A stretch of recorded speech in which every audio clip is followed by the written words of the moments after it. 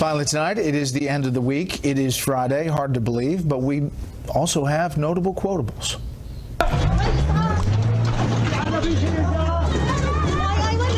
Who does this? Only a monster does this. Right there, black SUV. They crossed and were in two vehicles that quick, and we weren't able to get them. Last night, President Trump said the FBI raid was a disgraceful situation. It's a total witch hunt. We'll see what happens. He concluded. Mr. President, will you fire the Attorney General? What about ordering the fire of the Deputy Attorney General? Sometimes, as Coach Saban likes to say, you flat out made them quit. They quit. We're doing that to a lot of people, too. I like to think I have done my part, my little part in history to set us on a better course. The guy takes a shot at you, you take two shots back at him, even if he's 6'7". Understand this. The Trump $1 trillion deficit is here for the life of his presidency. May that be short. What a joke! Is he going to wear a suit and tie and a clean white shirt? No, that's my biggest question. There's some impurities in the Facebook Punch Bowl. Facebook has initially shut down the Chick-fil-A Appreciation Day page. Just got a post from my sister on this being National Sibling Day. Although he'll dispute this, I can beat my son in cornhole every day.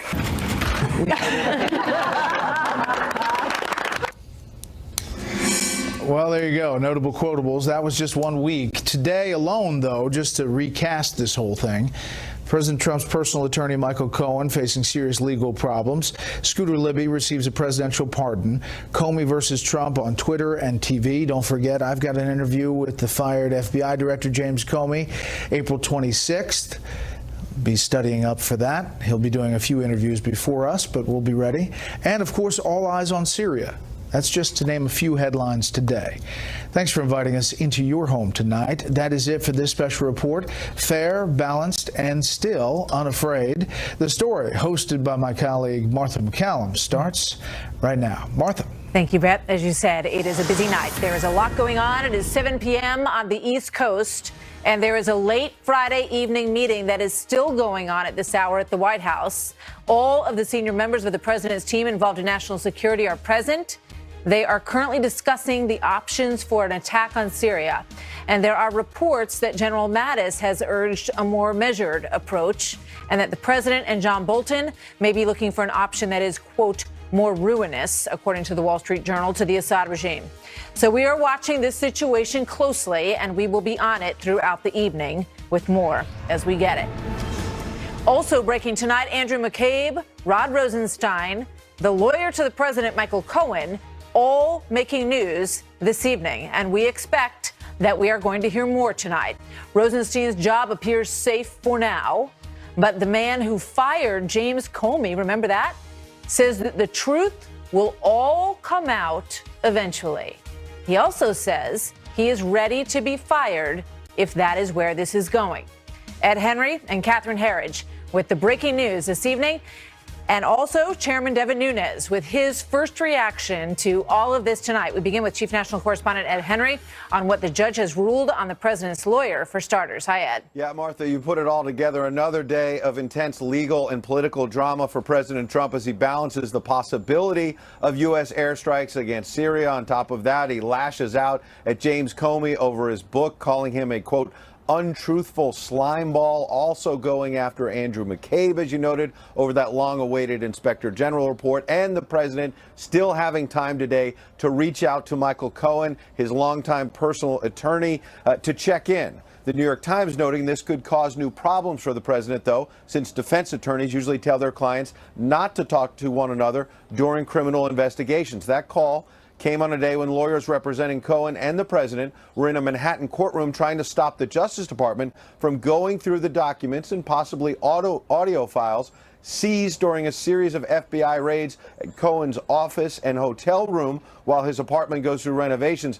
Prosecutors also revealed they had already gotten secret search warrants before the raids to go through several of Cohen's email accounts. The prosecutors adding in court papers today, quote, the searches are the result of a months-long investigation into Cohen and seek evidence of crimes, many of which have nothing to do with his work as an attorney but rather related to Cohen's own business dealings. That a suggestion that at least some of these materials might not be protected by any attorney-client privilege between the president and Cohen. Another lawyer for the president asked a federal judge today to temporarily stop the Justice Department from going through these sensitive materials until it's all gone through carefully and privileged material is held back. Now, it's still unclear what else the FBI obtained in the raids beyond documents tied to the Stormy Daniels matter, though her lawyer was at this hearing and demanded that as much material as possible be made public. As advisors to the president in charge, this is an overreach, and that all of this shows there are elements within the FBI and Justice Department out to get the president, and it proves his point. It's a witch hunt. Clearly, Michael Cohen was his longtime attorney and effectively probably knows where all the bodies are buried, as they say. And I think that in the event that Michael Cohen is ultimately charged, that could pose significant and very, very serious problems for the President of the United States. There's a lot of confusion within the DOJ and within that investigation. I think they better get their act together, because it is the American people are starting to wake up to the ridiculousness of this investigation. We just heard. Now, the man in the crosshairs with the president for not only naming Robert Mueller as special counsel, but also approving those raids of Michael Cohen's materials is Rod Rosenstein, the deputy attorney general. A source close to him, as you noted, telling Fox News tonight he does not believe he'll be fired tonight, despite all of the speculation. Meanwhile, we've learned that some House Republicans have already drafted articles of impeachment against Rosenstein, which may explain why he has told some of his associates in recent days he's expecting that almost anything can happen in the days to come, Martha. Well, we've learned that's always true pretty much every day. Thank you very much, Ed. Other big story that is unfolding tonight, the scathing DOJ Inspector General report lays out in great detail why the former FBI Deputy Director Andrew McCabe was fired. Chief Intelligence Correspondent Catherine Herridge has been digging through the fine print on all of this. She's live tonight in Washington. Catherine. Martha, a key footnote in this report says McCabe argued his account was more credible than his old boss, Director James Comey, because Comey wanted to distance himself from media leaks. McCabe said he believes the Inspector General is also investigating Comey as a leaker. The report also shows text messages continue to be a goldmine for investigators. Texts between McCabe and FBI lawyer Lisa Page nailed down the timeline. Page was reassigned from the Russia probe for political bias. Inspector General Michael E. Horowitz concluded McCabe was angered by a Wall Street Journal report 3 weeks before the presidential election, suggesting McCabe had a conflict because his wife received $675,000 from Democrats for a failed 2015 Virginia state Senate race. McCabe authorized FBI lawyer Lisa Page and the FBI's public affairs chief Michael Corton to discuss issues related to the Clinton Foundation investigation, including a dramatic phone call between McCabe and a senior Justice Department official. McCabe's seniority at the Bureau gave him the authority to release information if certain conditions were met, but the Inspector General found McCabe lied 4 times, 3 times under oath, and acted for personal rather than professional reasons. Tweeting this afternoon, President Trump said McCabe lied multiple times, that McCabe was controlled by his boss, Director Comey, and he claimed there is no daylight between the two men. The White House press secretary put it this way. I haven't seen the full report, but it sounds like 2 peas in the pod with McCabe and Comey. McCabe was fired in disgrace for misconduct and lying about it. In a statement, McCabe's attorney said the termination of Mr. McCabe was completely unjustified, and the rush to fire him at the goading of the president was unworthy of the great traditions of the Department of Justice. Martha. Joining me now exclusively, House Intelligence Committee Chairman Devin Nunes. Chairman, good to see you tonight. Thank you very much for being here. So there is a lot, obviously, this evening to tackle. But first to Catherine's report from the Inspector General on Mr. McCabe, who was fired. We now know a little bit more about the nature of the leaks here. What did you learn from this report tonight? Well, I have to congratulate Michael Horowitz for finally finding one of the leakers. We've been looking, we've known for a long time that too much information is getting out from the FBI and the Department of Justice.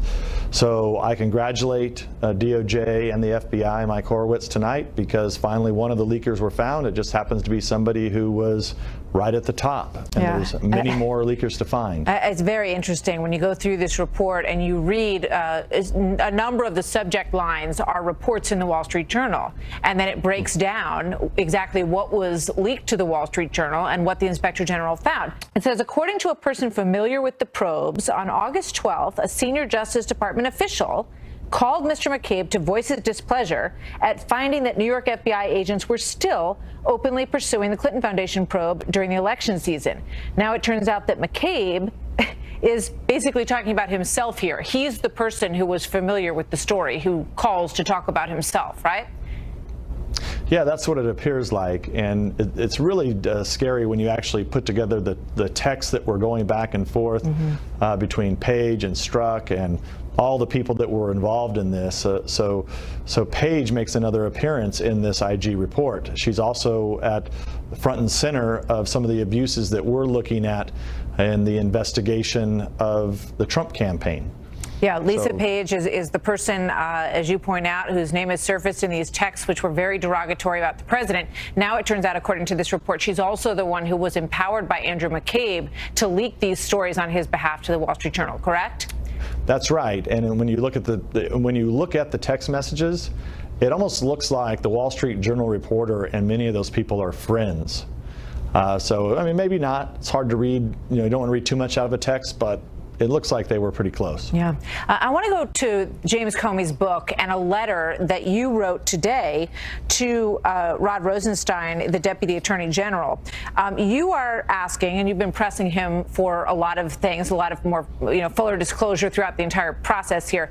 But you are asking him for the memos that James Comey wrote after his meetings with the president and in other parts of this investigation. How do you expect that you're going to receive those? And Rod Rosenstein, as we all know, is in a tenuous position as Attorney Deputy General at the moment. What response have you gotten, if any, so far? Well, the letter just went out this evening, and it's from Chairman Goodlatte, Chairman Gowdy, and myself. We've had some access to them on the House Intelligence Committee in limited form.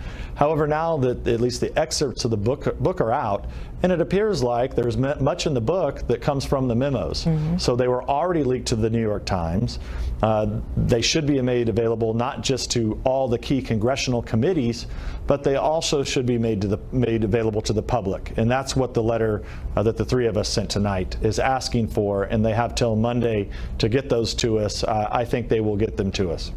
In terms of Rod Rosenstein, I'm just curious what your thoughts are. The reporting out of the White House tonight is that the president is not going to fire him imminently. There's also reports that he says that he's ready to be fired if that's what's coming his way. What do you think should happen to Rod Rosenstein?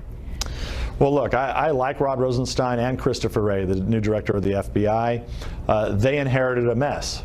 They inherited a big mess. They inherited something that happened in the campaign where they used the counterintelligence capabilities of our country to target the Trump campaign. They came into this. You had the Director Comey was fired, rightfully fired. I think we're finding out now by just his behavior that he's exhibiting recently with his newfound book tour. So, I give them some credit and some leeway that they need to find their way. However, I think it is utmost importance that Mr. Rosenstein and Director Wray provide everything to Congress as soon as possible. That is the best possible thing that they could do. And I think it can set us on a path where the legislative branch of government, our branch, can actually let us do our job to try to put this all together. Secondly, I would say that I just think it's going to be impossible for the investigators to investigate themselves. And I've been saying this for many, many months. So, I don't know that it has to be a special counsel. I know that they have a couple U.S. attorneys looking at some of this, but at the end of the day, there's going to have to be some process put in place because there's a lot of cleanup that has to be done. In terms of the news that also is breaking tonight with regard to Michael Cohen, that the warrant that was served at his offices, his hotel, we now know it was his safety deposit boxes. There's also information that they got some recordings as a result of this. Rod Rosenstein had to sign off on that. Do you think that was a bridge too far for his jurisdiction overseeing the Russia investigation? Well, you're now asking me to do some major speculation, which I'll gladly do, but I want to caveat it with that. This is a major, major deal. I think a lot of people don't understand how big this is to allow someone to be searched like that. So I will only say this. whatever they have on Mr. Cohen, it better be something really, really big to take this unusual circumstance. If it ends up being something minor, like what we've seen so far, something not even related to Russia collusion, as you've seen in some of the indictments so far in the Mueller investigation, I know they're saying that it's criminal. I don't know what it possibly could be, but it's a bad precedent to set, so it better be something big. I mean, they're also indicating, at least, you know, I mean, as you say, we're just kind of reading tea leaves at this point, but they're also indicating that this is really connected to his personal finances. So, you know, the separation between these two things, it may be larger than it first appeared. And then, as you point out, it does become a question of why there was any connection whatsoever with Rod Rosenstein and the signing off on this warrant. Well, and I've always said this, you know, when they opened the special counsel, I first supported it because I thought, okay, well, there's some felony leaks that occurred. Right. We knew that the leaking of General Flynn's phone call with the Russian ambassador was a felony leak at the highest level of our government. So I thought, okay, there's definitely a crime there that they can go and look at. And then look, I didn't think they were going to find any collusion. I still don't think they found any collusion. We haven't found any evidence of the Trump campaign colluding with the Russians. We did find evidence of the Clinton campaign colluding with the Russians. So I thought, okay, look, they'll get to these felonies, they'll quickly clear the Trump campaign, and we'll be past that. But what you're seeing now is that it just looks like it's an investigation in search of a crime. So the Mueller team has now thrown this off to another jurisdiction. And like I said, it better be something big, or else I think this is going to be a bad time in our country's history. Chairman Nunes, thank you very much, sir. Good to see you tonight, as always. Thank you. Thank you. Coming up tonight, the celebrity version of James Comey, getting some tough reviews from former agents. One of them is with us next. Plus, it is Russia alone that has stopped at nothing to defend the Syrian regime's multiple uses of chemical weapons. UN Ambassador Nikki Haley slamming Russia for their part in the Syrian chemical attack. Tonight, decisions are being made at the White House. The president also today pardoning Scooter Libby. Reporter Judith Miller was central to the Libby story. She joins me with her reaction and what that might mean, if anything, for Michael Flynn. This was the beginning of the criminalization of our politics and our political differences over the war in Iraq, Bill. What happened was basically the government was looking for a scapegoat for why the war was going badly, the decision on the war. We're continuing to have ongoing meetings and conversations here at the White House, and when we have any further developments, we'll let you know. So the world is on high alert tonight. A national security meeting is still underway. It's been going on for about 3 hours at this point at the White House as they talk about all the options that are on the table. With regard to Syria, they are insisting at the White House that they have proof that Syria did carry out, that the leadership in Syria carried out this deadly chemical attack, the horrific pictures of which you see on the right-hand side of your screen. And those pictures have had a major impact on the president's thinking on all of this. Dozens of civilians were killed in this attack. You see children shaking from the byproduct of these horrific chemical weapons. I mean, the pictures are horrible. So Russia has denied that they had anything to do with this. They point the finger. Interestingly, today, their latest reason for it, or person that they believe is responsible, is Britain, saying that they staged a fake incident. Here's the UN ambassador today, Nikki Haley, having none of that. Watch. If Russia had lived up to its commitment, there would be no chemical weapons in Syria, and we would not be here today. Russia can complain all it wants about fake news, but no one is buying its lies and its cover-ups. Joining me now, Michael Waltz, former counterterrorism advisor to Vice President Dick Cheney, and retired U.S. Army Brigadier General Anthony Tata, who has experience planning multinational combat operations, and they join me right now. Thank you, gentlemen, for being here. General, you know, Thanks, Martha. We understand that this meeting is going on. It's been going on for several hours now. What is your best take on what might be happening in there and the back and forth? We understand that there are reports anyway that the president and John Bolton want something more comprehensive, and that General Mattis is pushing back on that a bit. Well, Martha, I think the first step was to confirm that the Syrian government actually did this, and it sounds like both the UK and France and us all agree that the Syrian government was in charge of this chemical attack. So that's box one checked, and now It is what type of response do we fulfill our national security strategy, which the two underpinnings are prevention of the spread of weapons of mass destruction and an international order based on the rule of law. So President Trump is right to respond here because this is our guiding document for national security.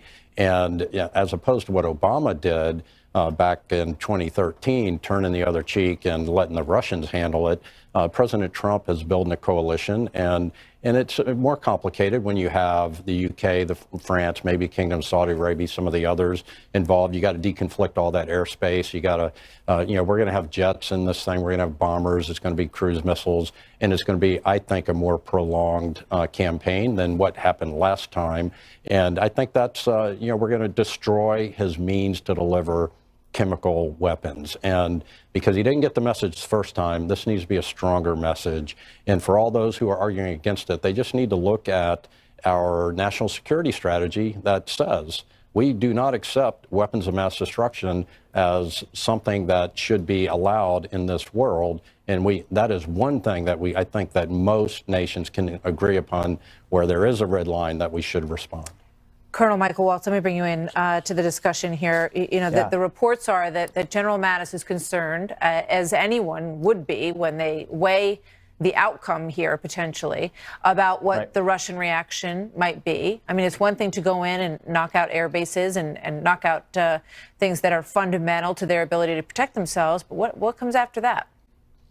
Well, there's some operational concerns that I'm sure General Mattis and the Joint Chiefs are putting before the president. Number one, we need to parse out Syrian assets and taking out those assets from Russian assets. Again, as the general pointed out, President Obama essentially turned his back to the situation, and Russia moved in force with a major naval base and a major air base now. And we've been seeing reports that the Syrians are actually moving their aircraft and their assets to intermingle and commingle with Russian assets to make that harder for us to do and to raise the risks of some type of escalation. The other thing that General Mattis will be putting before the president is we do have boots on the ground. We have around 2,000 American soldiers with the Kurds and the Arabs, and we need to be sure that they are postured and protected against any type of retribution and attack. Absolutely. And then finally, the Russians have put about 11 ships out of their naval base in Syria and Tartus out into the eastern Mediterranean, and we have to take those ships into account as we're moving our assets in. So there's a lot of moving pieces. Russia obviously maneuvering, as you say, and watching all this very closely. Sergei Lavrov basically blamed the United Kingdom without saying as much. What do you make of that, General Tata? Well, say, it's just another staged thing by the United Kingdom. We need to remember that Russia is the master of disinformation and misinformation. They have an entire information operations military unit whose job it is to confuse people. And, that happened in our election, and it goes back to the Soviet Union days. They are masters at this. The big lie. I mean, the Soviet Union, now Russia, they invented the idea of the big lie. And so they're going to try to confuse the issue. They're going to try to fracture the coalition. They're going to do everything they can to protect that geopolitical interest they have in a warm water port in the Mediterranean. That's the real key for Russia here. And we can't forget that they have surface air missiles that can shoot 80,000 feet into the sky, the SA-2. So it's a challenge that we face, but one that we must face. Thank you very much, gentlemen. Sobering conversation, and we'll see what we hear out of the White House. We're watching all of this very closely, and we could get information any minute, really. So thank you for being here. So still to come tonight, he is being hailed a hero by the left, but several former FBI agents say that James Comey's newfound fame is really not that great for the Bureau. We're going to speak to one of those people who feels that way, a longtime agent in the FBI, about Comey, the celebrity. Plus, President Trump clearing the name of Scooter Libby, pardoning the Cheney chief of staff. Judith Miller played a central role in his trial. Her reaction to this huge story today, coming up next. In our system, each individual is presumed innocent and entitled to due process and a fair trial. The resignation of Scooter Libby. Scooter's worked tirelessly on behalf of the American people and sacrificed much in the service to this country. That was a tough moment for President Bush, and it was a tough day that happened 13 years ago for Scooter Libby. But today, redemption for Vice President Cheney's former chief of staff, as President Trump has issued him a pardon. His 2007 conviction for lying about events surrounding the leak of the identity of CIA officer Valerie Plame has been the source of great controversy over the years. Many have argued that Libby was a victim of a politically motivated special counsel run amok. And that special prosecutor, Patrick Fitzgerald, who incidentally was appointed by then Deputy Attorney General James Comey, made the probe more about catching Libby in a lie than identifying a leaker. Today, the president cited former New York Times reporter Judith Miller as a key part of Libby's pardon. Quote, in 2015, one of the key witnesses against Mr. Libby, Judith Miller, recanted her testimony, stating publicly that she believes the prosecutor withheld relevant information that would have altered significantly what she said. You may remember Miller went through an ordeal of her own. She certainly remembers it. She spent 85 days in jail for refusing to reveal Libby as her source. And she joins me now. Wow, Judith, talk about full circle. Right. Here you are tonight, and Scooter Libby has now been pardoned. Your thoughts on the president's choice?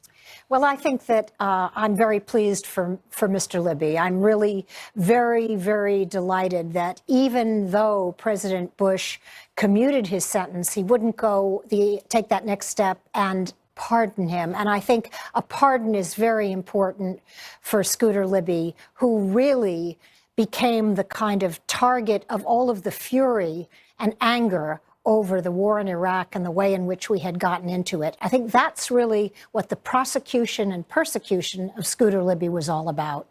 This is Valerie Plame, who was at the center of all of it because the investigation was to figure out who outed her as an agent at the CIA. Here's what she said today. This is definitely not about me. It's absolutely not about Scooter Libby. It's about Donald Trump and his future. It's very clear that this is a message he is sending that you can commit crimes against national security and you will be pardoned. So I think he's got an audience of 3 right now. That would be Manafort, Flynn, and Kushner, and perhaps others. Judith. Well, I think that Valerie Plame must be a kind of soothsayer if she knows what's going on inside Donald Trump's head. I certainly don't, and I don't know why he decided to pardon Scooter Libby. I really don't know, because I had no conversations with the White House about this. But I hope that wasn't the message, because I think there is a big difference between the investigation of the leak of Valerie Plame's name and the Robert Mueller investigation. I think that the Mueller probe is about something real, an effort, whether or not it succeeded, to meddle in our democracy. That's a pillar of our democracy, the presidential election. We have to get to the bottom of that. And you need to have an independent prosecutor working on that, given everything that happened with James Comey, no matter what you think about him. Whereas the investigation of the leak of Valerie Plame's name was really pointless, because Fitzgerald, the special prosecutor, knew from the very beginning that no harm had been done to national security. That was the CIA's own finding when it did an internal investigation about the damage that the leak of her name had done. He said no damage to national security, no damage to any agent in the field, and no damage to Valerie Plame herself. He also told me, this is John Rizzo, who for 30 years was at the agency as its key lawyer. He said Valerie could have stayed as long as she liked. She chose to leave. Fascinating. Judith, thank you very much. Good to see you tonight. Thank you. So coming up at 10 o'clock on the Ingram Angle, Laura speaks exclusively with Scooter Libby tonight, what he says about the presidential pardon, tonight at 10 o'clock here on Fox News. Stick around for that. And coming up right here. Was there any choice there? Why, if this was salacious and this particular part of the dossier unverified, still unverified, by the way? Yes. So far as when I got fired, it was unverified. 5 Fired FBI Director James Comey finally speaking out about what he calls a tumultuous time in the Trump administration, and his former agents not happy about some aspects of this. We're going to speak with one of them ahead. Plus, new questions about Russia's role in the 2016 election.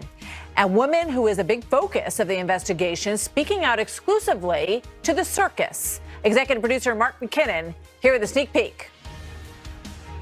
This is the worst it's ever been. That's what everybody feels in Russia. The other thing that surprises me, frankly, is how bitchy the book is. Comey goes out of his way to say the president isn't as tall as he thought he was. He checked out the size of his hands the first time they shook hands. One could argue that by getting into the kind of political food fight, that James Comey has done more damage to his own reputation than he has to President Trump's. Chris Wallace earlier today saying what perhaps some are thinking as they listen to the early stages of what's in James Comey's book, and some are wondering if it may end up doing him more harm than good. Did you tell him that the Steele dossier had been financed by his political opponents? No, I didn't even think I used the term Steele dossier. I just talked about additional material. But did he have a right to know that? That had been financed by his political opponents? I don't know the answer to that. Interesting. That's just one of the many things that fired FBI Director James Comey said in his first interview about his time with President Trump. Now, in a new National Review column by Jim Garrity titled Comey the Celebrity, several former agents speak out who were once defenders of the now ousted FBI director, saying that his new high-profile persona is not necessarily what is expected of an FBI director. My next guest is one of those, Michael German, former FBI special agent and a fellow at the Brennan Center for Justice. Michael, good to see you. Thanks for coming in tonight. Interesting piece. You and several other former agents spoke out by name and said that some of this is very uncomfortable and turns you off now about James Comey. Sure. And I was never really a great proponent of James Comey. I've been highly critical. Well, I look at the FBI's authorities and how they have expanded since 9/11 and how they're used against the most vulnerable populations who don't have access to high-priced attorneys. So it's interesting to see how now that these authorities are being used against the powerful, how they're taking a second look. And I'm hoping this will lead to eventually a broader look at the FBI's authorities and how we can ensure that they are only targeting people who they actually have reason to believe are engaging in criminal activity. So the president obviously is not happy with James Comey. Here's a tweet that he put out there today. James Comey is a proven leaker and liar. Virtually everyone in Washington thought he should be fired for the terrible job that he did until he was in fact fired. He leaked classified information for which he should be prosecuted. He lied to Congress under oath. He is weak and an untruthful slimeball, the president called him, who was, as time has proven, a terrible director of the FBI. His handling of the crooked Hillary Clinton case and the events surrounding it will go down as one of the worst botched jobs in history. It was my great honor to fire James Comey, says the president. What do you make of that? Well, I think neither one of them are doing themselves any favors with their public comments about something that's under criminal investigation, with Comey as a witness and Trump as a potential subject. So it's really interesting. The FBI prides itself on being objective finders of fact. We don't have opinions. We find the facts and we present them in an objective manner. So anything that tends to undermine that, and particularly there are strong rules against FBI officials talking about information that the FBI collects. Yeah, just let me stop you for a second. What did you think about the fact that James Comey sat in front of Congress and said, well, I took notes on my meeting that I had with President Trump where he claimed that he asked him for a loyalty pledge. I wrote all that down on my computer, which I assume was an FBI computer, but then I leaked it to a friend of mine who I wanted to send it out to the press because I wanted there to be a special counsel to investigate. It's certainly highly problematic, his behavior both during the election in regard to Hillary Clinton and afterwards. And I don't think there has been an explanation for why he did what he did. If indeed he thought there was something criminal in these meetings, he should have written that memo to the file, but he never should have been meeting with the president alone anyway. I mean, one of the first things you learn as an FBI agent is you never have a meeting with anyone alone, witness, subject, target. You know, you always want to make sure that there's at least one other person who can verify your interpretation of what happened. So there's certainly a lot to explain here. Fortunately, there are two investigations going, not just the Mueller investigation, but the IG investigation, which also has made some news this evening. So there's an opportunity to learn more, but I think it was a missed opportunity with the book to look into how it was the FBI missed the fact that the Russian government was meddling in our election during the election. Good question. Michael German, thank you very much. Good to see you. Great Hope you to come see back. You too. Okay. So coming up next, an unbelievable new look at how Russia views the current relationship between the United States and Russia and the meddling in the 2016 election. The creator of Showtime's The Circus, Mark McKinnon, has an eye-opening interview next. Why do you think the Americans believe that Russians interfered in the 2016 election? Well, I understand why the Americans believe so, because all the American media are saying so. Do you think that's not possible at all, that Russia engaged in the American election?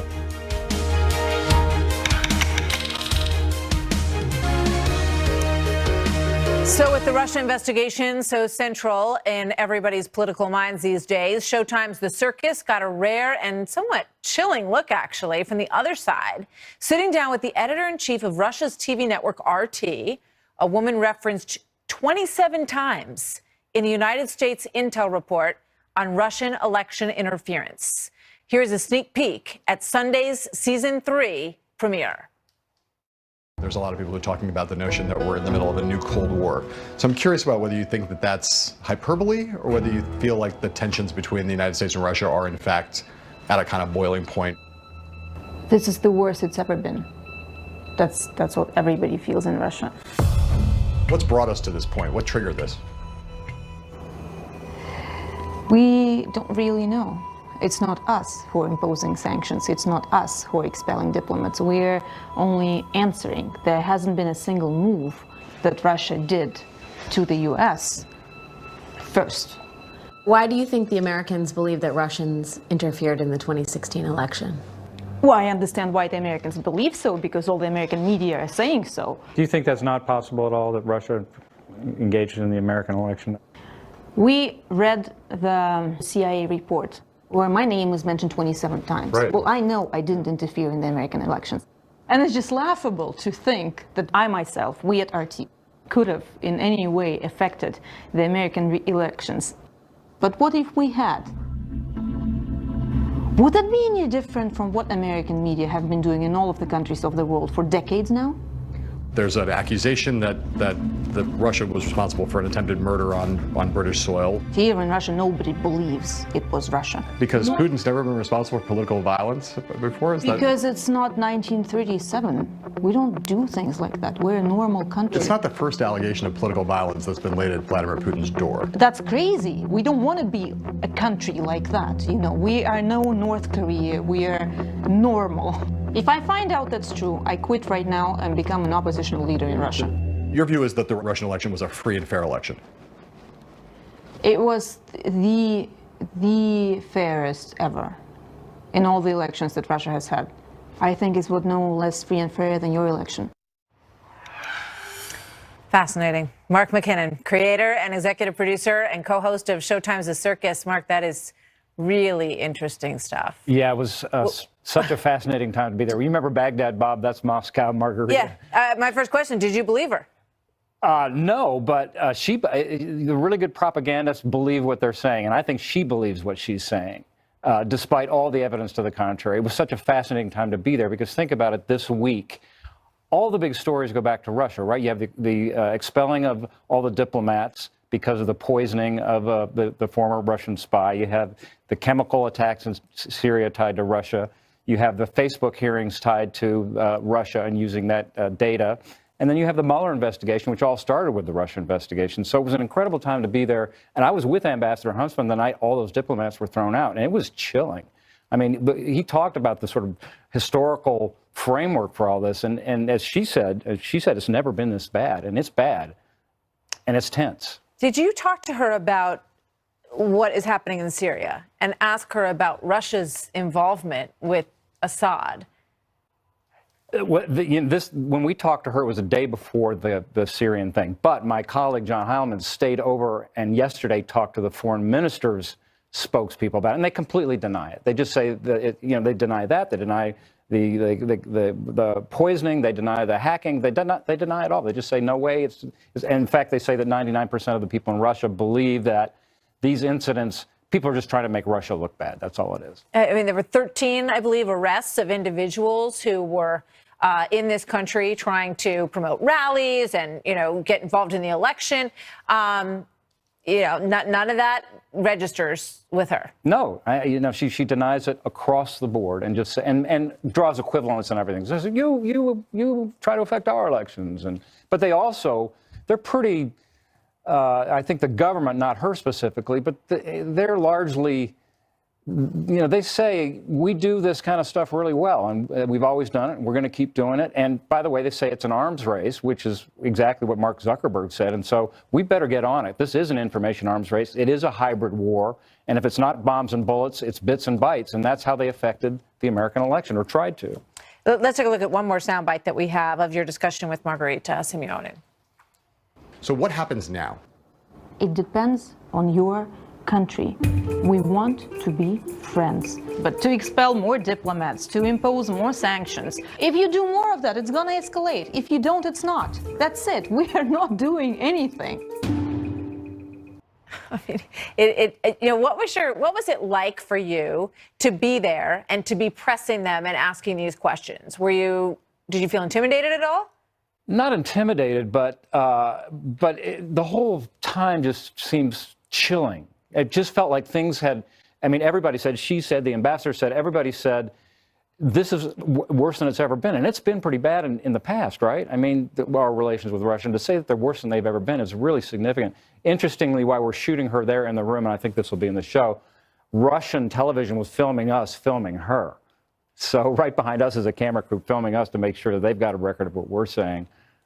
So the propaganda machine is. What about discussions about President Trump or connections? Interesting. Anything, a couple of things on Trump. First of all, they kind of dig him. They think he's a tough guy, kind of like Putin, and he's a strong man, and kind of an authoritarian. They like that equivalency. At the same time, they say you guys have gone mad with the sanctions and with everything they're accusing Russia of. But I also believe, as does Ambassador Huntsman, that this diplomatic unified response, including the president in the United States, is good and may prove effective. This 29 United Nations response, including America, to the Russian activity, he believes is having a big impact, and a lot of people are saying that Russia now believes they've overplayed their hand. Fascinating. And, one last question about President Trump, because, people say he's, sort of talking about out of both sides of his mouth. And he says, it'd be great if we had a good relationship with Russia. On the other side, he's saying, look, missiles are coming because of your involvement with Assad and this chemical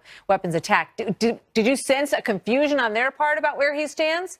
Yes, and I think that's part of what's effective, really, because, it's good cop, and it's bad cop, and they don't know what to expect. And I think that's why they're on their heels, is that they don't know what to expect. It's not standard protocol, and in a weird way, that may be working. That's exactly what he's doing. All right. Very interesting, Mark. Thank you. We look forward to it. Love Thanks watching for having Circus. us. Thanks for being Appreciate here it. tonight. Thank you. Quick break. We'll be right back with more story after this.